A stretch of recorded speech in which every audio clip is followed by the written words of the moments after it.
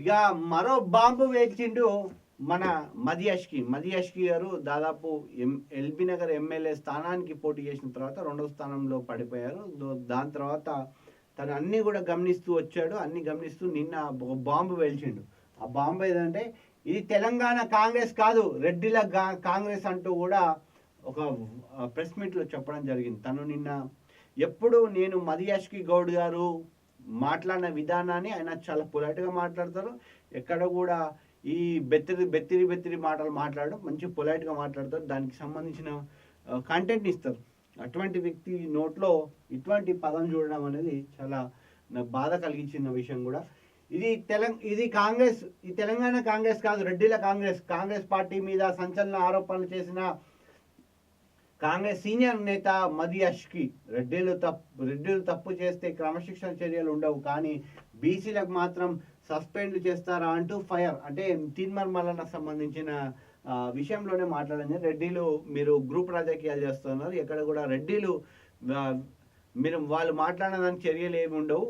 కోమటిరెడ్డి ఇట్లా కొంతమంది పేర్లు కూడా ప్రస్తావించిండు. సో రెడ్డిలకు సంబంధించి తెలంగాణ కాంగ్రెస్లో కొత్త గ్రూపుల రాజకీయాలు ఊపందుకున్నాయి. బీసీ కులగణనతో కాంగ్రెస్ మొదలుపెట్టిన రాజకీయం తిరిగి కాంగ్రెస్ మెడకే చుట్టుకుంటున్నది. అంటే ఎవరు తీసిన గోతులో వాళ్ళే పడతారంటే ఇట్లా ఉంటుంది.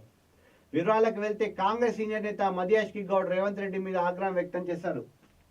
కాంగ్రెస్ పార్టీలో రెడ్లు అగ్రకులాల ఆధిపత్యం పెరుగుతుంది, బీసీలకు అన్యాయం జరుగుతుందని ఫైర్ అయ్యారు. కాంగ్రెస్ పార్టీలో రెడ్లు తప్పు చేస్తే క్రమశిక్షణ చర్యలు ఉండవు, కానీ బీసీలకు మాత్రం సస్పెండ్ చేస్తారా అని అడిగారు. కాంగ్రెస్ పార్టీ క్రమశిక్షణ సంఘం అధ్యక్షుడు చిన్నారెడ్డి క్రమశిక్షణ తప్పారని సొంత పార్టీ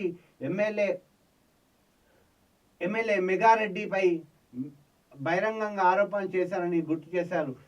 మరి చిన్నారెడ్డి మీద లేని క్రమశిక్షణ చర్యలు బీసీ నేత మీద ఎలా తీసుకుంటారని చెప్పాలని నిలదీశారు. కులగణన మీద బీసీ నాయకులతో చర్చలు పెట్టాలని రేవంత్, జానారెడ్డి లాంటి అగ్రకుల నాయకులు మాత్రమే కలిసి కాంగ్రెస్ సీనియర్ లీడర్ని, బీసీ నాయకుని అయినా నన్ను పక్కన పెట్టారు, ఎద్దేవా చేశారు. కాంగ్రెస్ పార్టీలో అగ్రకులాలదే పైచేయి ఉందని, బీసీ అన్యాయం జరుగుతుందని కూడా సంచలన ఆరోపణ చేశారు. సో ఇది పరిస్థితి మిత్రులారా.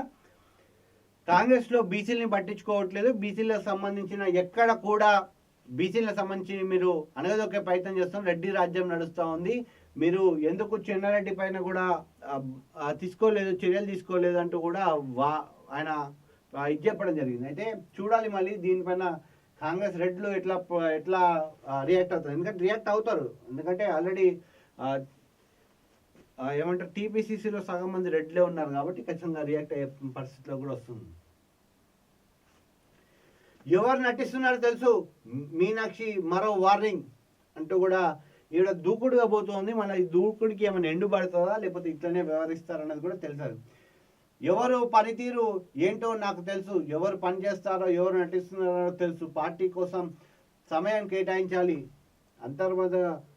అంతర్గత విషయాలు బయట చర్చించవద్దు అంటూ కాంగ్రెస్ రాష్ట్ర వ్యవహారాల ఇన్ఛార్జ్ మీనాక్షి నటరాజన్ మరోసారి హెచ్చరించారు. పిసిసి చీఫ్ మహేష్ అధ్యక్షతన గాంధీ భవన్లో ఆదిలాబాద్ కాంగ్రెస్ నేతలతో సమీక్షించారు.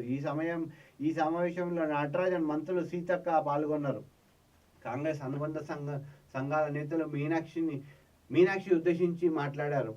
లోక్సభ నియోజకవర్గాల వారీగా నిర్వహిస్తున్న సమీక్షలో భాగంగా మంగళవారం గాంధీభవన్లో మెదక్, మల్కాజ్గిరి స్థానాలు పరిధిలో పార్టీ నేతలతో ఆవిడ విడివిడిగా ఎంత సమావేశమైనా ఆడికే గత ప్రభుత్వాలు నిర్ణయించిన ప్రాజెక్టులపై రేవంత్ రెడ్డి కుట్ర అంటూ కూడా ఇది.